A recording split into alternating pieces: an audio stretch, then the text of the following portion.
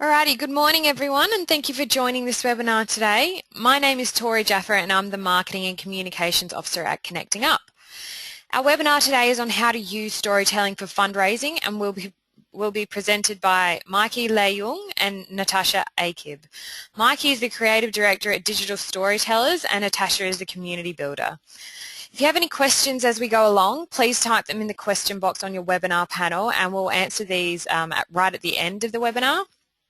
This webinar is being recorded, so you will be sent a link with the slides after the presentation. I'll now hand it over to Mikey and Natasha.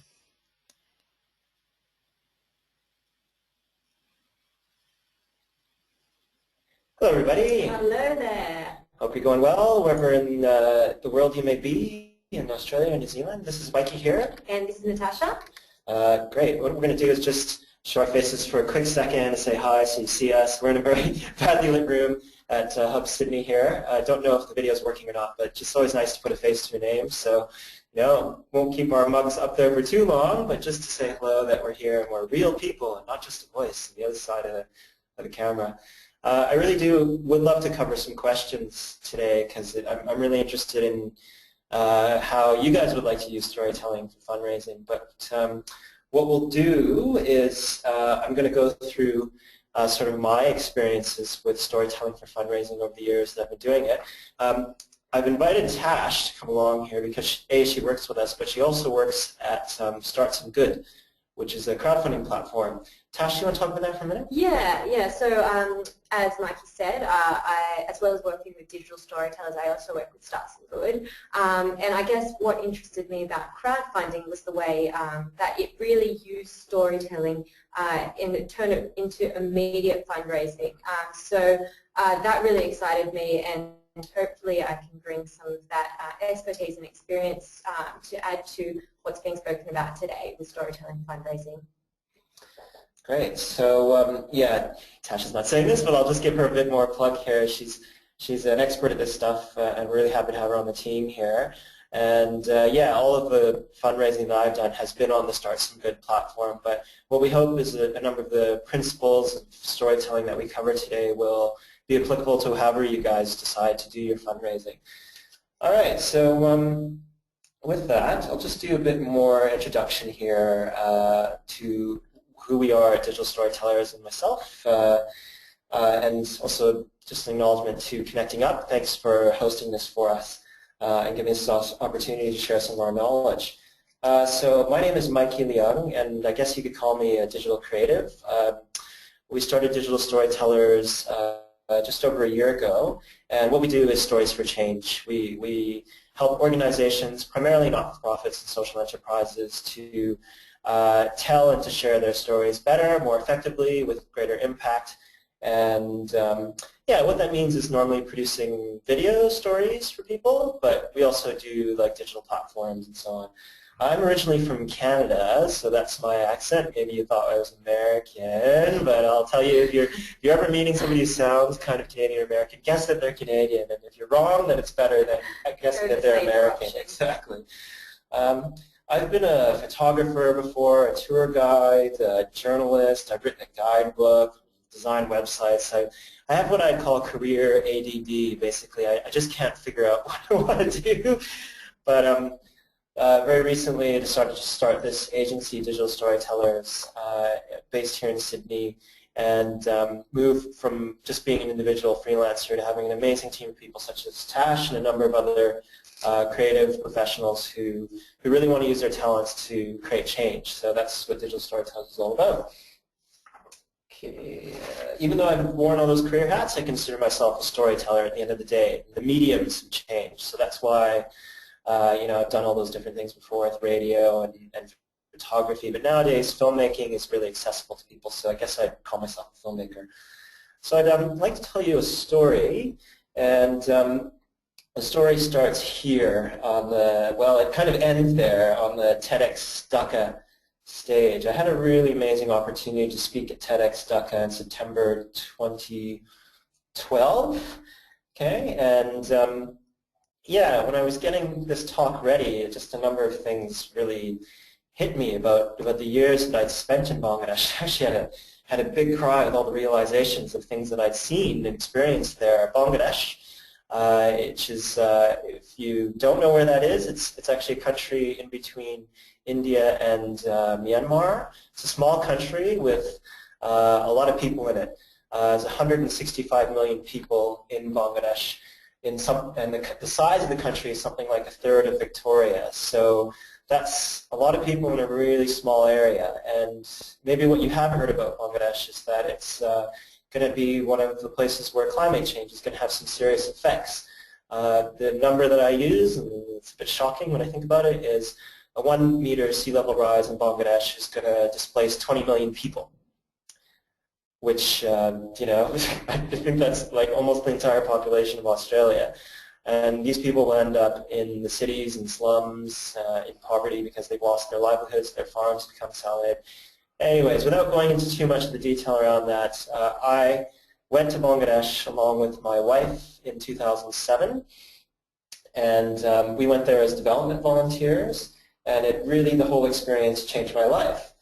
Now, how did I end up doing this talk at TEDx Dhaka? Well, that's an interesting story.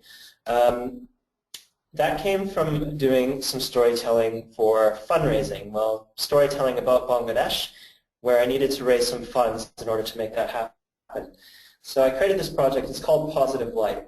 It's a story of Bangladesh, and what I wanted to do was share the best of Bangladesh with the world, not the worst of Bangladesh with the world. It's been a project, you know, since we went there in 2007. We were working there as development volunteers, but because of my experience in tourism and tour guiding before, I wanted to share a positive story of the country and encourage people to go there. So I called it Positive Light, the project. And what I did was I crowdsourced and crowdfunded some money to make the project happen. I crowdsourced photography. Okay, so I set up a website, and I had about 200 photographers contribute photos of various, you know, like they're mostly Bangladeshi photographers, and the images such as this is Vishwash Ishtama. It's the second largest gathering of Muslims in the world for communal prayer. This is what it looks like afterwards. And this is the winner of the photography contest. This is the most, you know, for me, the most impactful photo that we got in the Positive Light project, and was the winner of the project. Yes, I already told you a bit about Bangladesh with the population density and crowdfunding and this project. All right. And how did I make this happen? Well, I think it was through a storytelling strategy. Now, for me, storytelling means it's the art of communicating the values held by a society. And what I mean by values is, you know, underneath, you know, things that are going on in Australian and New Zealand society is values. Values of, let's say, having a fair go, or values of, you know, being a good family member, or being a good member of our community. Things. These are the kinds of values that I think we can actually really communicate on in storytelling, and we can share those values that are most important to us as communities or as societies. And for me, storytelling helps encapsulate these values in a way where we can celebrate them and share them, and you know, even create the emotionality around that, capture the emotionality around these stories.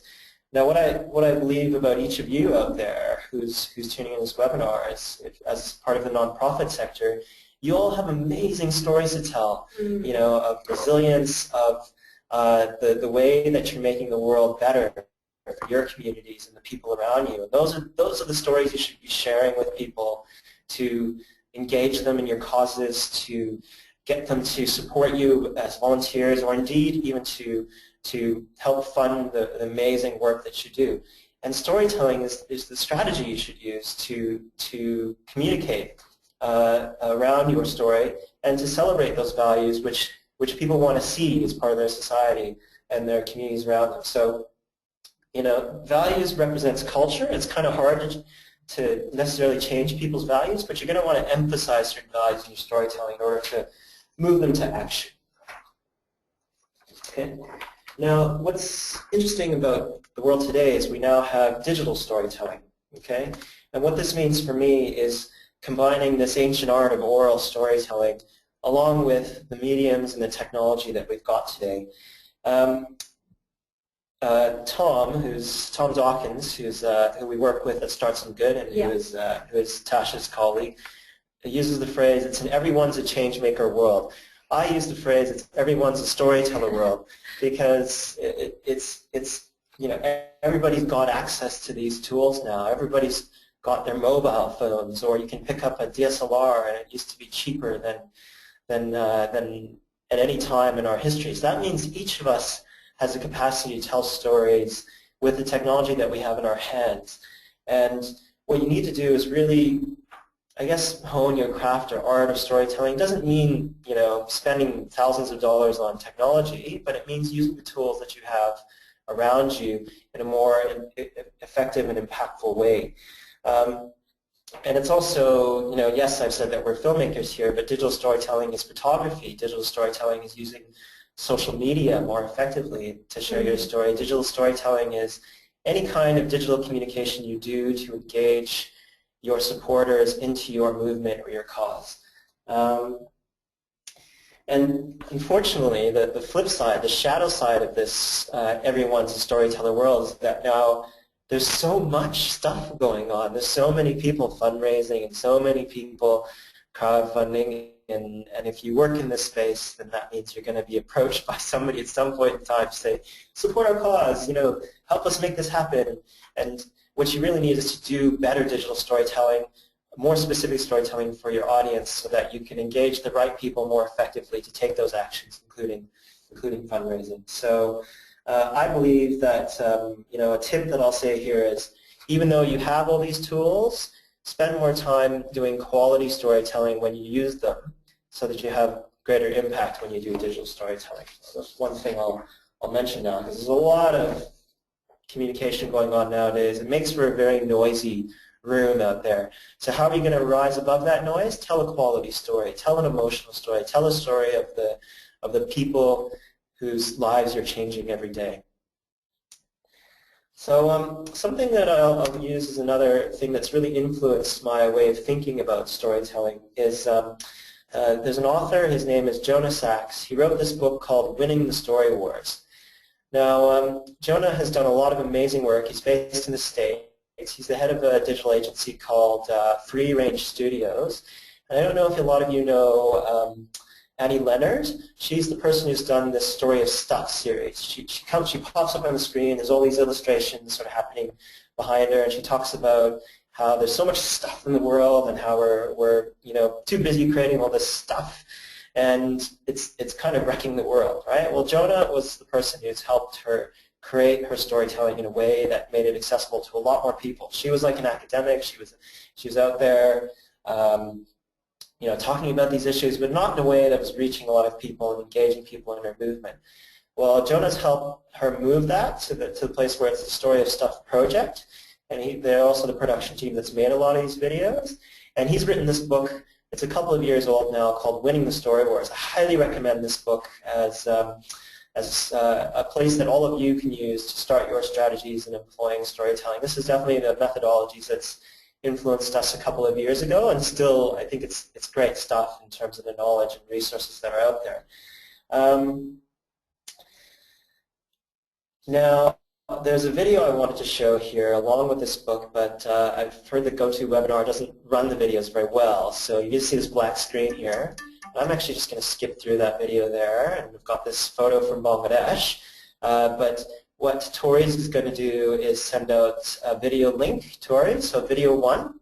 Okay, and I'm going to keep moving through the presentation now, and you can go and watch this video a little bit later on. Now this picture, I know this is a bit like, whoa, what is this? This is a photo from Bangladesh, because the next thing I was going to do is talk about how my Positive Light project, how I went through the storytelling there to do the fundraising, just get into a bit more detail around that.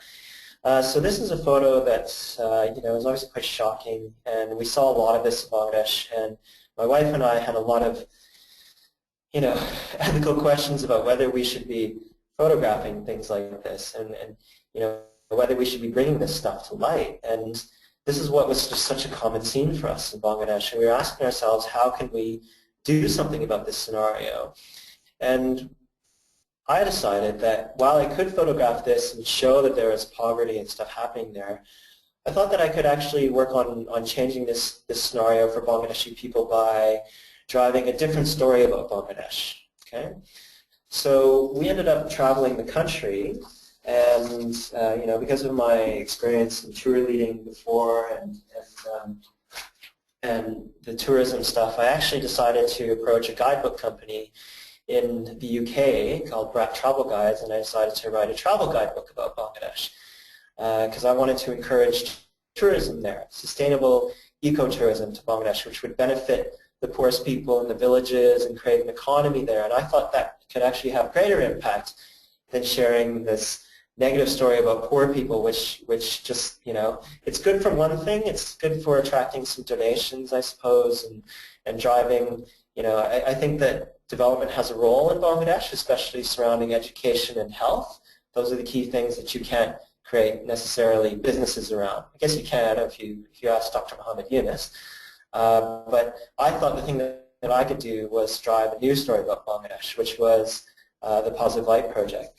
So we went out and we started, we wrote the guidebook, we published it, and then we found, well, actually, the bigger problem here is we have to make sure that people actually see something else about Bangladesh. Its beautiful landscapes, its resilient people who are incredibly hospitable. It's a Muslim country, Bangladesh, and something I discovered about Islam, and certainly in Australia and New Zealand, the story that's going out right now is not the story of Islam. Actually, people are amazing, hospitable, they're really friendly, they want to introduce you to their family, and this is actually a big part of Muslim culture. So we wanted to celebrate the humanity and the resilience of Bangladeshi people and indeed the hospitality of the people there. This is a shot from there's a large population of Hindu people also in Bangladesh. So there's Hindu festivals. It's really colorful, and what I love about this photograph is just that it celebrates, something that's universal to us all. It puts a smile on your face to see this, and why I wanted to share these photographs with people is because this is what we were actually experiencing while we were there, trying to create change and be development volunteers and learning. Actually, we couldn't really change the system of Bangladesh just as individuals. What we could do is share the story with the rest of the world and celebrate the things that are more similar between us. I think we tend to emphasize differences when we think about other countries, but what I wanted to do was show that in other parts of the world there's these amazing festivals and humanity and culture that we can actually smile on someone else's face is something we can all understand and relate to. And another part of this interesting story is that there's a rich history in Bangladesh, and the poverty is only kind of like a recent invention. If you go back a few hundred years, Bangladesh actually used to be the seat of Buddhism and Hinduism, a lot of religions that would influence the rest of the way, that would influence the rest of South Asia's development. So this is a shot from a temple that's a few hundred years old in Bangladesh, but this is not what you associate with Bangladesh because it's always the poverty image. Who doesn't love a good baby shot? So cute. Cute baby shot from Bangladesh. I've just started my family last year. I have a 14-month-old baby son, and I think when I look at this picture, I think of my son, and I think of the families and the people of Bangladesh, and it's just, this is something that's all common and universal to us all. So beautifully captured by photographer Jeremy. And yeah, this is the kinds of images that I wanted to collect and share with the rest of the world.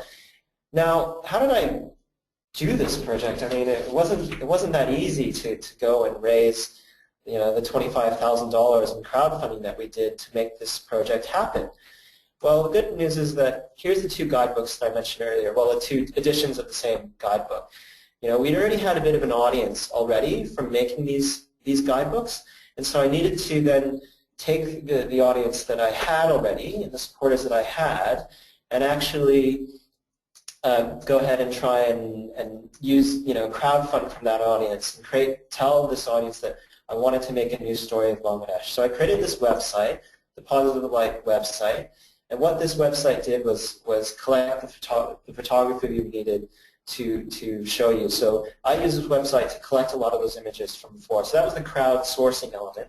But at the same time, we ran a crowdfunding project, on Start Some Good, that helped me raise the money that we needed. Now you've got, this is the cover of we eventually created a coffee table book about Bangladesh, which has a lot of these images inside of it. And I couldn't raise the money to go to the printing press without asking my supporters to get involved with me in helping to share this new story. So here's the landing page from Start Some Good. Okay, you'll see that we actually raised the $25,000 over 2 campaigns. Okay, and this is the second campaign. The man in the image there is one of Bangladesh's leading photographers. His name is Shahidul Alam, and he runs a photography agency there called Drick. And they're the ones that actually we collaborated with to print the book. And because it was going to be him, fronting the money to print the book, we then fundraised to help pay for a portion of the printing. So what I did was this is the second project. We'd already done the first project where I'd raised $15,000 to do the crowdsourcing of photography. This was the second fundraising portion where we again went back to that same audience. We put out the story that we wanted to change the image of Bangladesh. The good part about having a populous nation like Bangladesh with 165 million people on it means that there's also millions of people on social media. And because we were celebrating the best part of Bangladesh, they were right there sharing this video, sharing the crowdfunding effort, helping us reach people. Even if they couldn't contribute themselves, they wanted to see their country in a positive light. So they're the ones that helped me reach a lot more people and reach the audience we needed to raise the money we needed to print the book. And all we had to do was really engage them, make a video story that helped us share the story of Bangladesh and what we were trying to do. And then now I have this project that I can share with you guys, which maybe made you think differently about a corner of the world that you might have only heard negative things about. And hopefully one day you'll think about engaging or going there. Maybe some of you work with development agencies that are working over there in South Asia. And I guess my point here is that we can tell a different story which will engage people in a different way, and storytelling will help you support that. Especially if you're going out there fundraising, you can do it in 2 ways. You can go with this negative story that's kind of like, there's a disaster happening here, we need to change the scenario. Or you can talk about the resilience and the strength and the empowerment you give people in your storytelling. And that's what people should support. And if you celebrate fair go values, you celebrate equality and social justice and empowering people with disabilities to live a life of meaning and fulfillment in your storytelling and in your digital storytelling, I think that you can then use that as your story to go ahead and do fundraising like we did in the Positive Light project. So I'm going to hand over to Natasha here because she's the expert of the crowdfunding platform. We just have to switch into her presentation here. I don't have any questions yet in the chat window, but I'd really love to see any questions from you guys because there will be time at the end of the webinar to do that. So I'll just hand over to Tash here. Excuse us for a moment while I get her presentation up. Yeah, so I guess following on from that, as I said before, I work with the crowdfunding platform Start Some Good, which is a crowdfunding platform for social impact projects. And Positive Light was actually one of the first projects that was up there when I first joined the team. I saw it and I thought, this is fantastic, the way that storytelling was really used to rally supporters, to tap into people's core passion issues and to get them behind the campaign. And having never engaged with the project before, I was actually one of the 140 backers that got behind that second project because of the way that the campaign really used stories well and really got the message out there. Since then, I've probably seen 400 or so successful campaigns on the platform and come to see these patterns of the way that the type of stories that are used to get people behind campaigns and the way that those stories are used. So I'm just going to go through, I guess, some of the really common story types that come through with crowdfunding campaigns that seem to really tap into people's core passion issues and really get them motivated to get behind campaigns. And I guess while I go through these, I really encourage you to think about the story of your organisation or your project and where your story fits into this and how you can use these kind of different lenses of stories for what you are doing to reach out to people and get people excited about your project. So we'll go through these. Okay, and I guess just to add to that, in using these stories, it's not only about which stories you're telling, it's about who you're telling those stories to. So as Mikey said before, everybody these days has the power to get stories out there using social media, using digital media, but we also have an endless number of people who we could possibly get these stories out to. So in telling stories, I really encourage you to think about who you're telling the stories to and which stories are going to be most effective and powerful with which audiences. Because the other part of, I guess, social media and the online world is that you can be really targeted with who you get your stories out to, whether it be, choosing the right hashtags, sending your stories out through the right blogs or the right LinkedIn groups or the right Facebook pages. So think about who you're telling your stories to and who will respond to these stories. So, as I said before, having seen probably about 800 campaigns on the platform and 400 or so successful campaigns, these are the 5 different stories which always come out as the common threads which really get people motivated. So there's issue, geography, team, approach or innovation, and the community or culture story.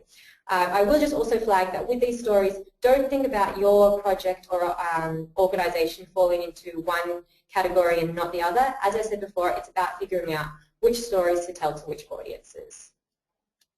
So, the issue story. The issue story is usually the one that is quite easy to identify when working with social impact projects, and that is basically the issue that you're trying to address.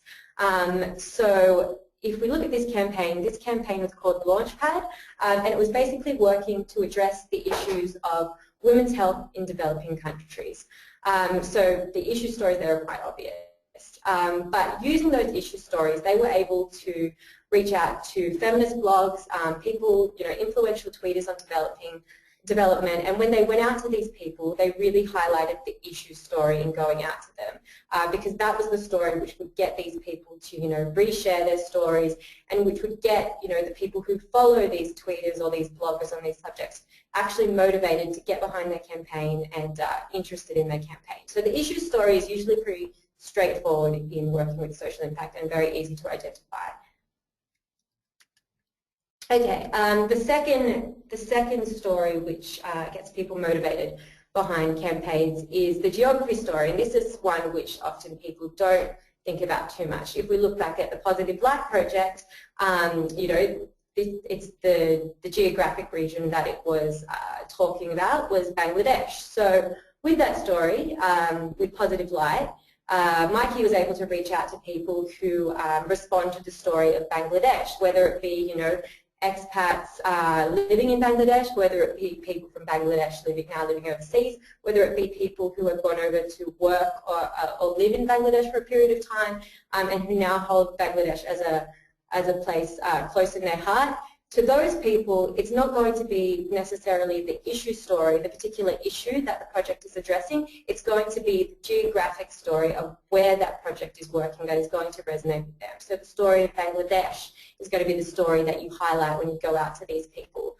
If I think back over my time, I lived in a country called Bhutan for 5 months. Now, anytime I see a project that is working in Bhutan, no matter whether it's working, whether it's working for free speech over there, whether it's an education project, whether it's a health project, I will always immediately be interested in that project because it's telling the story of Bhutan. It's the particular geographic region that is getting me interested. But this doesn't just have to be around countries. I'm sure many of you can think of particular, towns, particular regions that really resonate with you, or where your project is working.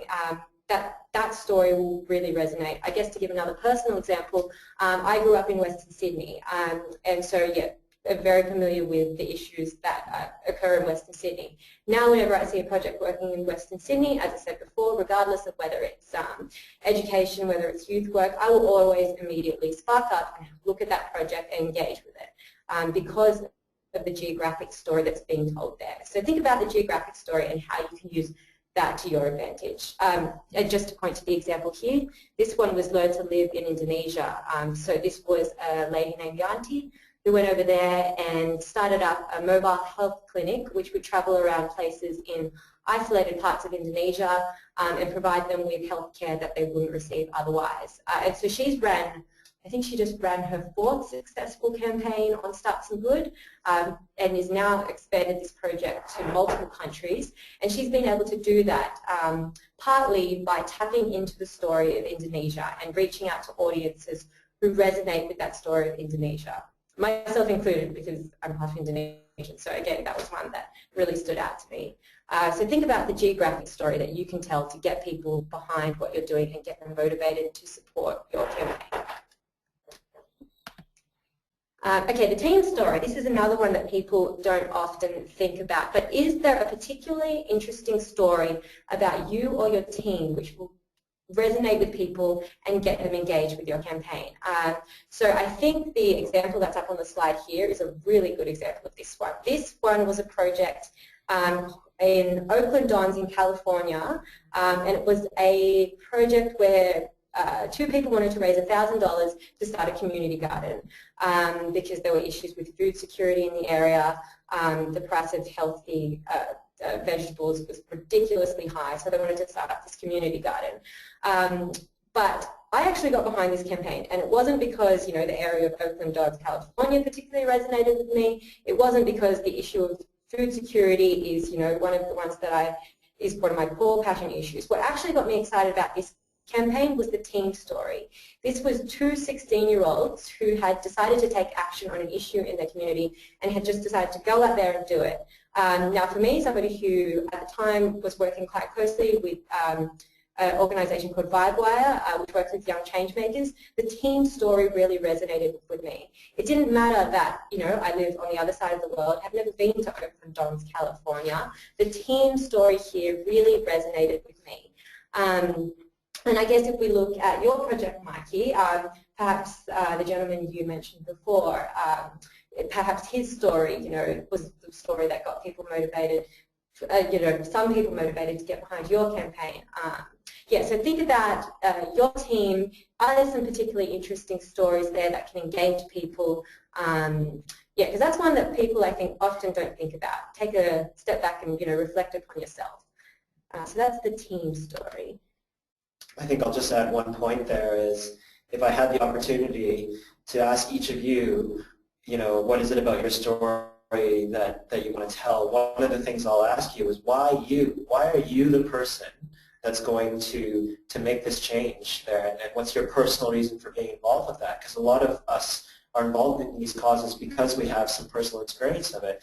A lot of people who work in suicide prevention might have a lived experience of suicide, for example, so that's where sharing that story, is to the degree that you're comfortable, especially with certain sensitive topics, can be extremely powerful in you know, creating a human connection between the people out there and the story that you're doing of why you in this thing. So that I just wanted to add that. Yeah, that's what keeps you up at night, you know, working endlessly with endless energy on what you're doing. That story can really, yeah, resonate with people. So the next one, and I think this one is particularly interesting, is the approach or innovation that you are taking to social change. If, again, I refer back to Mike's project, because this was the reason that I initially engaged with the project, was that it was a storytelling approach to social change. And as somebody who was already interested in storytelling for social change, I saw this project and was like, this is fantastic. So in that instance, the storytelling approach for social change is what engaged me. If we look at the project which is up on the slide, this was a project called Speech for Good, which was run by somebody called Jack, who had been through 10 years of expensive speech therapy, and he developed an iPhone and iPad app to make speech therapy more accessible. So he initially, with his campaign, went out there and really pushed the story around speech therapy and addressing speech difficulties. And he got so far with his fundraising, but he got to a point in the campaign where there was a real lull. There wasn't, you know, people weren't responding anymore. So he instead reframed the story around the approach and innovation that he was taking to social change. He reframed it around the idea of using technology and iPhones and iPads for good. And it was with this story that he was able to reach out to, those crazy people who line up for hours at the Apple Store for the iPhone 6. There's this real crowd out there of people who get excited around technology. And so while these people might not necessarily engage with this project because of the speech therapy story behind it, when you tell the approach or innovation story behind it, that's when you can engage with this new crowd. And he was actually able to get, I think this project got an article, it was either, I think it was Mashable. So yeah, without, taking the lens of the approach or innovation story, Mashable would never, write a story purely about speech therapy and get that out to audiences. So yeah, think about the approach story that you are taking to social change. I guess just to give another example, which isn't necessarily as tech heavy, there was a project working in Thailand which was creating tactile drawing kits for blind students. And the way that it worked was it used Velcro and wool to create drawing kits. But this project was able to actually reach out to the knitting community and get the knitting community excited about that campaign because of the way that it was using wool. It was, a new and innovative way of using wool. So it might not necessarily be technology, but it's still that approach to social change which got people excited about that one. So think about your approach and who would resonate with that story. And finally, the community or culture story. This one is a little bit harder to identify if it doesn't already exist quite strongly, but if you can tap into this one, it can be quite powerful. I guess to give an example, I'll probably go with the example on the slide because it's quite a good one. There was a campaign on the site called Shouting Fire Radio, and they were crowdfunding to start up a radio station which would get the message of Burning Man out all year round. And for those of you who are familiar with Burning Man, you'll know that the Burning Man community is a really strong community, a really tight culture. People who go to Burning Man, they consider themselves burners. They get tattoos, like my colleague Tom, who has a Burning Man tattoo. So yeah, they really consider the fact that they go to Burning Man a really central part of their identity. So this campaign was able to tap into that culture and community and get people to express their identity as burners by contributing to the campaign and really tell the message tell the story of Burning Man through the campaign.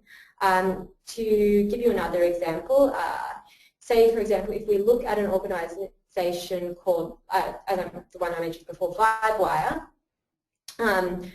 Vibewire works with a series of interns going through each year. So every year it has at least 50 or so interns go through the Vibewire program. When people leave Vibewire, often it's the same kind of concept. They still really feel a part of the Vibewire community because they've been through this experience, this learning experience with Vibewire. When Vibewire ran their campaign, they were able to tap into that, the fact that these alumni have been through the Vibewire program and were able to tap into their sense of identity around Vibewire to get them to contribute to the campaign by telling Vibewire's story. So yeah, as I said with that one's always harder to identify, but if you can really tap into an existing community or culture connected to your project or your cause, that can be a really powerful story to tell to get people involved. So that's the stories, and yeah, I really encourage and challenge you to think about which stories resonate with you and your project or cause. Cool, cool. Well, we've heard that there isn't any questions yet, but I do have a couple other examples of storytelling that I'd like to share with you guys, especially some approaches that I think are particularly powerful that I've seen here in Australia. Okay, so meanwhile, while we're pushing for some questions out there, I might just talk about a couple more examples. Now, one of the insights from Jonah's book, who wrote that book that I showed earlier called Winning the Story Wars, is this example of a narrative framework called the hero's journey, which is all about how we tell stories. If you need to know what the hero's journey is, it's like this narrative way of storytelling, you just need to think of Luke Skywalker. He's the archetypal hero story. You know, he's this young boy in Tatooine who discovers he's got this power called the Force, doesn't know how to use it, has to meet his mentor, you know, Obi-Wan Kenobi and Yoda. They teach him the ways of the Force. He tries to use it unsuccessfully at first, fails, gets his hand cut off by Darth Vader, you know, and then eventually, you know, the story goes on and he discovers his full power of the Force and then, you know, comes to save the day. That's the hero's journey story. It's really common in a lot of the big movies, like let's say Harry Potter or The Matrix or Lord of the Rings and stuff. It's just this really, you know, Lord of the Rings is really obvious. These little people called hobbits go and save the world, and they have more courage than the big men with the swords and the elves with the arrows and everyone else. And only Gandalf recognizes that. It's really an interesting sort of story thing that you'll see repeated again and again. How is this hero's journey framework relevant to us in fundraising? Well, a couple of great examples that I've seen here in Australia that I particularly love and that would engage me, maybe not everybody, but definitely this is an approach we can consider here. When you're thinking of your supporters, what kind of journey can they take to support you guys? And I think charity challenges, such as Oxfam Trail Walker, are a really great example of how to use storytelling and hero's journey to engage people into your cause or your movement. Now, you know, we're not all the size of Oxfam out there, but there are websites. Everyday Hero is one that I've heard out there, which empowers you to engage your supporters to help you share your story. So in the lens of the peer tribes and crowds that we're working with here that Tash shared earlier, Oxfam Trail Worker uses its tribe to try and reach the crowd. The tribe being people who will commit to walking 100 kilometers through the bush within 48 hours, okay? This is, you know, 100 kilometers straight. No sleep, just food, okay? And what they'll do is they'll go and fundraise, and so that the people who are doing this walk will then engage their communities and their families into Oxfam's cause and say to them, hey guys, I'm going to go do this 100-kilometer work with these 3 other crazy mates of mine, okay? We're going to try and make 100 kilometers in 36 or 40 hours. You know, our feet, we're going to have blisters, we're not going to sleep, you know, and we're doing this because we believe in Oxfam's work. We're doing this because we want you to make donations to Oxfam and all the great stuff it does, kind of thing, right? This is people living that hero's journey, everyday people around us who would not normally consider themselves fundraisers or whatever, go and tell the story of how they're going to do this life-changing charity challenge to raise money for something they believe in, which is, you know, Oxfam's values are about social justice, equality, fair trade. You know, Oxfam has a very strong brand that's associated with all of these values. But what we're doing is we're giving our tribe the ability to go and tell our story for us and do something amazing at the same time. So I think that's a brilliant example. I think just with that one as well, I think it's a good example of empowering these people, you know, hundreds or thousands of people to go out and tell, you know, all these mini team stories and get people engaged that way. The people who, you know, get behind these people and follow their story may not necessarily know Oxfam's work, but they resonate with these individuals who are doing the challenge. Yeah, so just getting the story out. Great example of the team story there. So which 4 or 5 crazy people am I going to go walk 100 kilometers? You up for that, Tash? Maybe later. We're going to go get our bushwalking skills up to speed here. Yeah, so that's a really good example. The other one that I love that I've actually personally worked on when it was, you know, in its very first year was the Live Below the Line campaign that the Oak Tree Foundation does. Oak Tree Foundation is, you know, sort of like a foundation that works on global poverty, but really engages university-age students around the country to work on these issues. So the Live Below the Line campaign, same thing. It's a charity challenge where you or a team of people or an entire university or, you know, whatever organization you're part of will live on $2 per day for 5 days straight for your food. So that means I've got $10, okay, to spend for 5 days of my eating, kind of thing, right? That's the challenge, because that's the poverty line in places like Bangladesh, okay, where people there literally live on less than $2 per day for almost their entire lives. So the challenge here is to live like that for a few days, to fundraise for the Live Below Line campaign, to make informed teams and engage communities around the people who participate in the challenge, to support the cause of fighting global poverty in a more equitable world, of which the Oak Tree Foundation has raised $3 or $4 million in the past 4 or 5 years by engaging these students to go and support its education and programs in places like Cambodia and Vietnam, East Timor. I know that's where the Oak Tree Foundation is. And yeah, it was just an example of, a very smart example of me of how we empower our tribe to become the heroes in our story and how they engage other people to support them into campaigns and to drive this big effort. The last example I have, which is normally through a video, but there's one in Bangladesh that I did a couple of years ago where the challenge was to ride a Bangladeshi rickshaw 400 kilometers.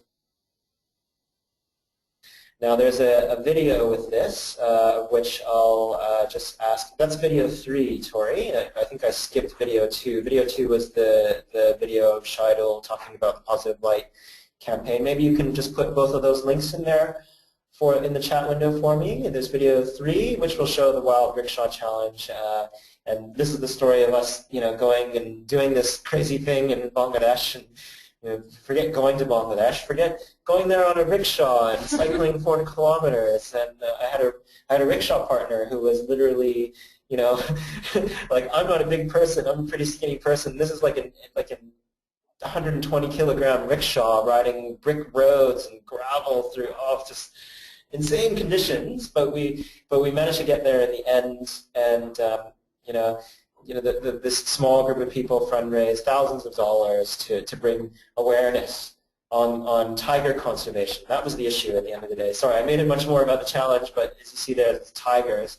It was for tiger conservation in a corner of Bangladesh called the Sundarbans, which is like a mangrove forest. It's like the largest forest in the world, of which we have one of our last remaining large populations of tigers in the entire world. And it's something you don't know about Bangladesh. But I love this campaign because it's positive, it's engaging, it was really colorful, it was fun to do this, and it allows me to tell you the story of what's going on with tiger conservation. So there's video surrounding that. Great video, definitely worth watching out. Oh, it was a lot of fun. A lot of fun to make that. Left here in our presentation, and I want to know if there's any other questions from the floor here. Tori, do you have any questions? Tori, are you there? Yes, no questions at the moment, although I've got Mandy's just saying you've given her a lot to think about, so I'll just call for any questions now. Yeah, I guess if you have any ideas maybe that you want to workshop or get feedback on, throw them out there. Yeah, I mean, we can totally go to a website and take a look at somebody's fundraising. Who wants 15 minutes of case study? Put your hand up now. Dun, dun, dun, dun. Put the link in there. Come on. We've got hands up. Best. Okay, yeah. Yeah, we do have hands up, so if you've got a case study, we've got a couple of hands up. Yeah, well, yeah, take one for us, Tori. Tell us, put a link in, please, for your organization that's doing some, maybe doing in the midst of a fundraising campaign at the moment, or maybe you actively collect donations, and we'll take a look at it and workshop it in minutes. Let's go to www.birdcare.org.nz.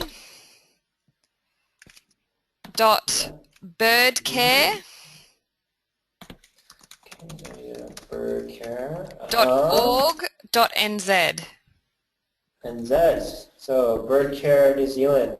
Thank you very much for tuning in. Wild Bird Charitable Trust. Okay, Born to be Wild. Love the tagline. That's great. Okay, great. So what's the story here? It's obviously about geography because we're talking about New Zealand. We've got environmental issue, which is conservation, Wild Bird Care Charitable Trust. We're here to give practical and helpful information to assist in the rescue and short-term care of birds. All orphan, sick, and injured creatures should be taken to a rescue center as soon as possible so that the correct care can be given. That's amazing. Now what I want to do here immediately is, okay, since we're talking about fundraising, okay, what if I love this cause? I'm going to go to this donate page right now, okay? All right. Okay, great. I've got the information. If I want to make a direct deposit right now to the Wild Bird Care Charitable Trust, I can do that. But actually, if I was to use a storytelling approach for this, okay, what I'd want to know is what kind of stories, what kind of birds have you guys, you know, say? What's the story of somebody in the community, okay, who's done?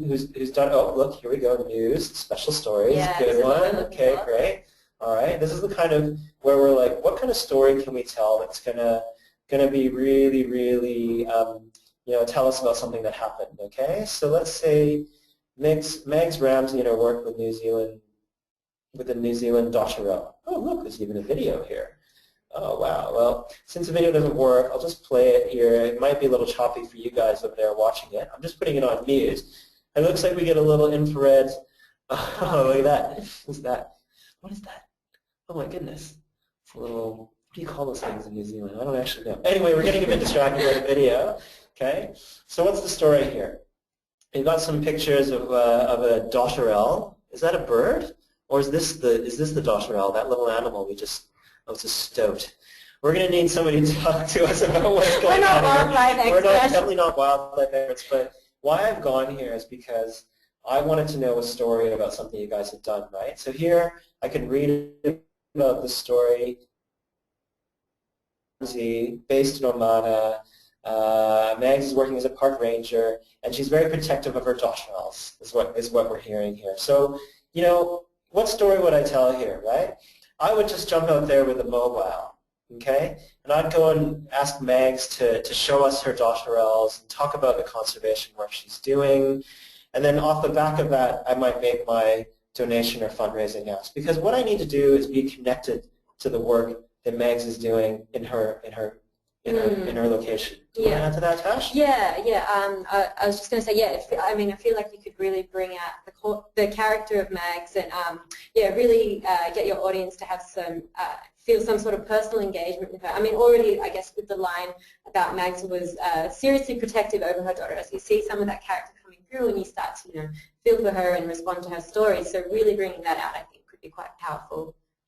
As a story, yeah. And if I was to say to you guys, like, you know, digital storytellers, we do a lot of film production work here, and if you head onto our website, you'll see we kind of do it at a level which maybe is, you know, we've been working on it a few years, and it takes a bit of time to get that kind of craft.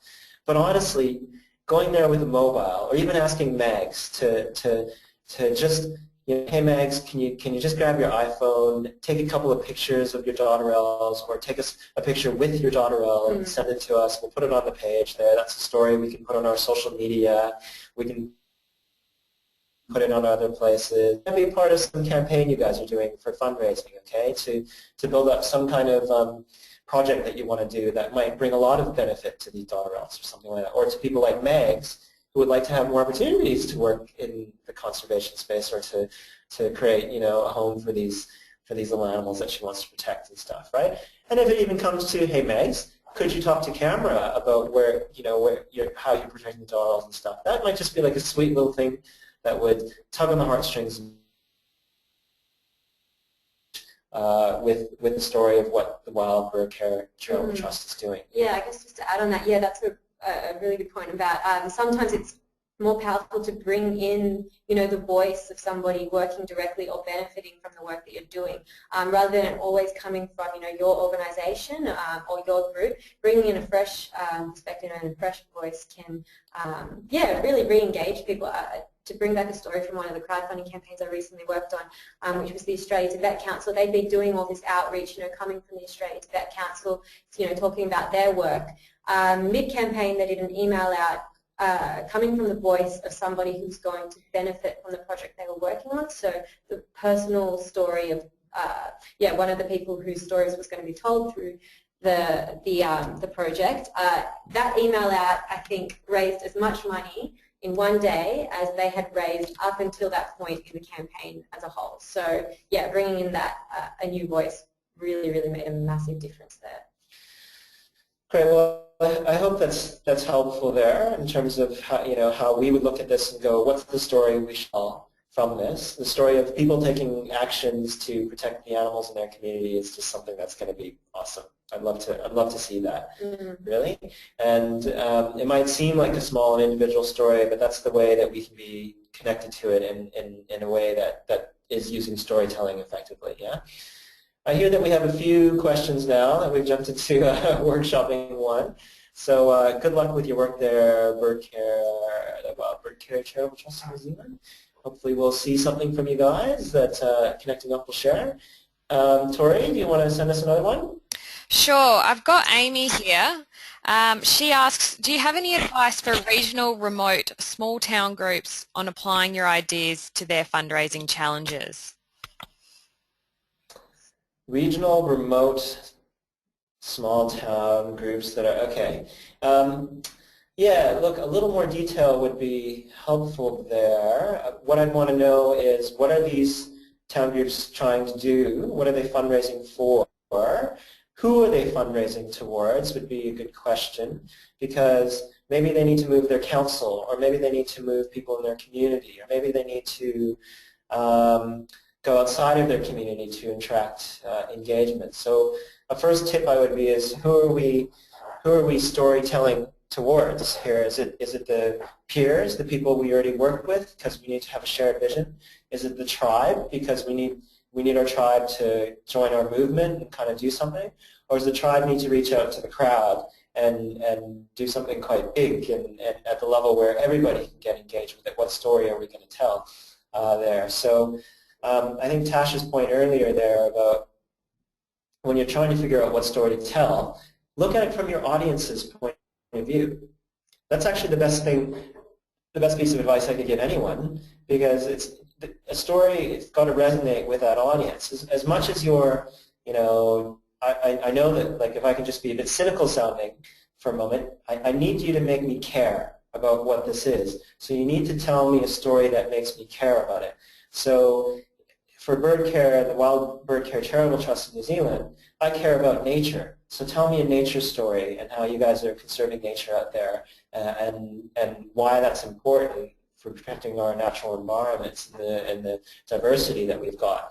And that can resonate with all of us. We all feel something for nature, so that's a way to tell that story. If it's going to be, do we have any more details about that question, Tori? We do.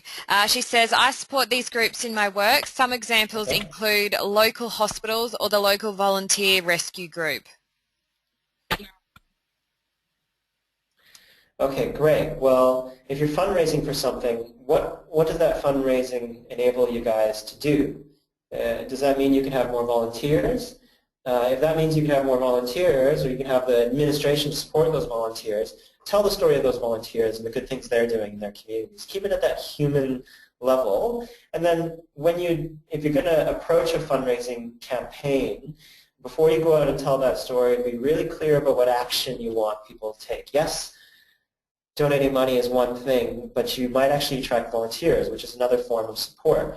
Or look at it in a way that you're going to be able to get an organization to back you guys. Like, I know that a lot of companies out there will say, okay, well, our organization one day is going to host a barbecue in this community or something like this. So, it might be a sausage sizzle or a barbecue in a community, and you might get, target your story at an organization that's going to donate a day of its time with its 40 staff to come and hold a barbecue that might be part of a fundraising effort or something like that.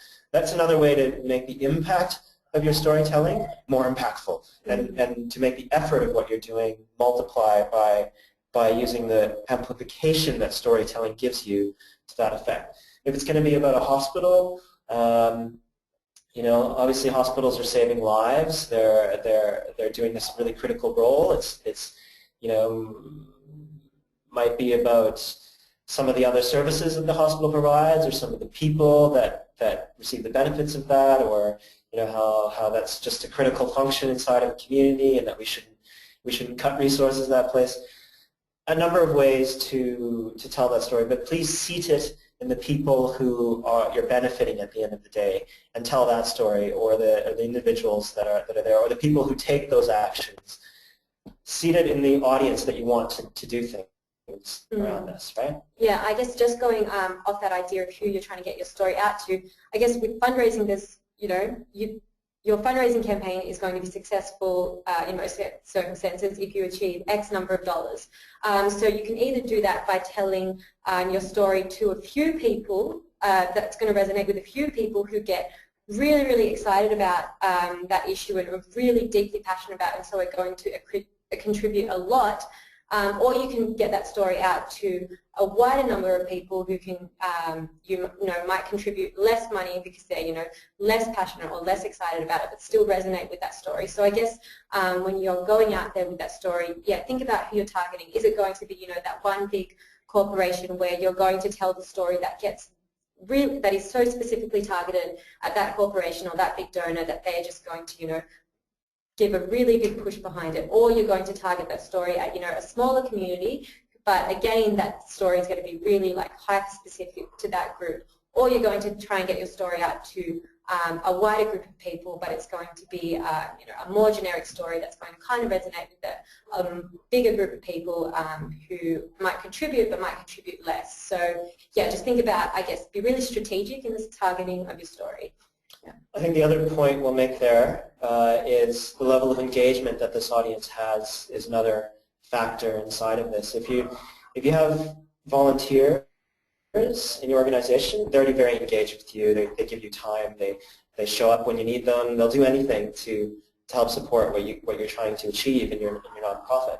But then the wider audience, despite the fact they might not be very engaged, if you can design for them that level of engagement in terms of, well, all we actually need to do is raise awareness, and then from that awareness, we might then find people who will take action. But at this point, we're telling a story just to raise awareness. So that means we can target that story a lot more specifically on that audience versus, we don't need to tell that same story to our volunteers who already know what we do and who we are, kind of thing, right? So it's kind of like where do you want to move people on that scope of engagement? We have a bit of a model around this. It kind of looks like you guys have all seen bell curves before, right? So people who are really engaged might be at one end of the bell curve. People who are aware but not engaged are sort of like the next part of that bell curve. And then we sometimes say, okay, well then there's everybody else who's not even aware, never heard of you, never even thought about the cause or what you're trying to achieve. So you can design the story to move people down that curve. And the one that we often work most with is getting people to move from aware to engaged. So we won't necessarily we will need to introduce the organization, but we'll really focus on what are the calls to action, the ways that we want people to be engaged with us. Sometimes it's fundraising, sometimes it means taking the step of becoming volunteers, sometimes it can mean whatever it means for your organization out there. So I think we'll have time for one more question. Yeah, we've just got one more question, and then we're already running. Yep, we're already running over time. So this one's from Stephen. He says, I'm in an organisation that does many different things in 110 plus countries. Sometimes it's disaster relief, sometimes anti-trafficking, literature, other development, working with for churches, etc. They create individual fundraising pages on their website for each individual campaign, but it's hard to make the whole thing into a compelling story about their organisation as a whole. Do you have any thoughts on that? My first thought goes to the outreach. I think it's great that there is a lot of individual stories. I think that you can be strategic in the way that you use those stories. So as I mentioned before, these days, with social media and the online world, you can be really hyper-specific with who these stories get out to. So, say for example, the hashtags you use when you tweet these stories out will directly get these specific stories to a specific audience who care about that particular issue. So yeah, I think it's great that there are a lot of stories in there, but you just have to put thought into where those stories are actually getting out to. But yeah, it's great that it's really targeted and really specific. And I'd go with the audience there on that one. Certainly you've got people supporting individual campaigns, and there might be certain reasons inside those campaigns that they support them, which is why you've developed all those different fundraising pages. But it sounds like you do want to tell an organization story about what this organization is empowering all those campaigns, how it creates that. And in that sense, you have to get pretty clear about who's going to support that organization or how they do that. Do you need people to support that organization? And where are those people on this engagement scale? Do you need an organizer, like a donor, like a major donor or a philanthropic donor to come and look at, like, oh, wow, you guys are working on a whole system change here, so you want to attract a major donor kind of thing. So make that story relevant to them. Talk about this impact that you're generating at a very high level kind of thing, right? So it really goes back to the audience question for me. Maybe what I can do is tell you a little bit about our audience methodology, I suppose, like for just a couple minutes, which is like we often think of things in terms of primary and secondary audience. Primary being the people who you know should be the story is targeted for, but secondary audience being the result of that storytelling. And sometimes how we design this is we're saying, okay, we're going to give our primary audience the tools it needs in order to share that story with a secondary audience. Actually, that happens quite a lot in our thinking. So instead of, the story might actually be destined for the secondary audience. That would represent the larger level of engagement.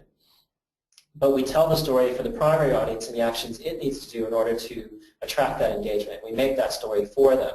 So maybe I can do is give you an example of this.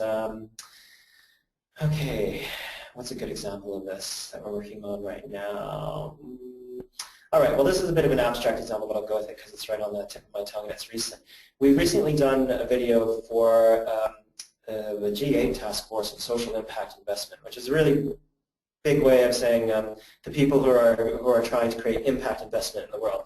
Impact investment is like this specialized field of investment where you make a financial return on your investments as well as create social impact. I don't know if all of you are familiar with that bit of jargon, but it means using money to do good, okay? But using a lot of money to do a lot of good in a really big space. And what we needed was a piece where people who are already really active in this impact investment field to be able to explain it to their surrounding communities and their collaborators as well. So we designed the story so that the initial primary audience, the people who are practicing an impact investment, could share it with their collaborators and their networked organizations about what is this impact investment thing and why should people be involved in it.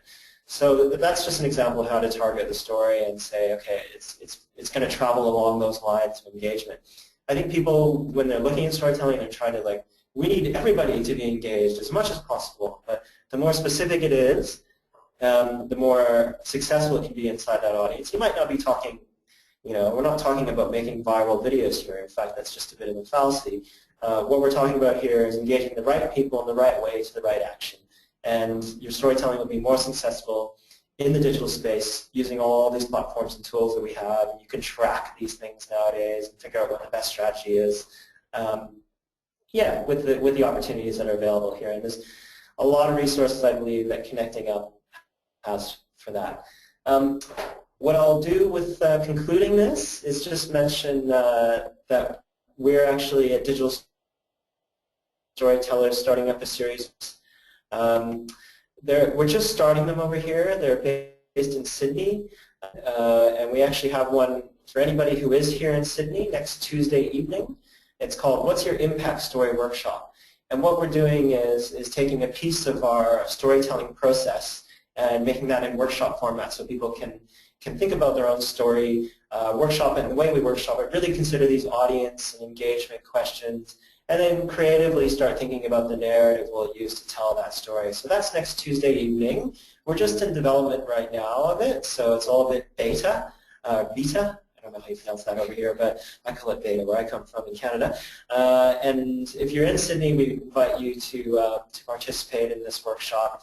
As we form it up right now, it'll be just a nice, relatively intimate group of 20 people in the workshop here at Hub Sydney in Darlinghurst. If you're in the neighborhood, we'd love to see you there. And eventually in time, we'll be making these workshops available via live broadcasts such as this. Hopefully, I'd love to see it be a bit more interactive than this in the future, because I love looking at the wild bird story here and thinking about what can we do with that. That's going to be really interesting. That's so the fun part, I'd really like to see that kind of thing come out more with the workshops in the future. So thanks so much for having us here. Thank you to Connecting Up. Yeah, thanks very much for having us, and thanks for all your questions and throwing your ideas out there. Great, and we hope to see you at the workshop or in the future. Thank you, Mikey and Natasha, and thank you everyone else for participating. I think you guys have given everyone a lot of food for thought. As I said before, the webinar is being recorded, so we'll email you out the slides and presentation this afternoon. That brings us to the end of the webinar, so I hope everyone has a lovely rest of the day. Thanks. Bye for now. Bye.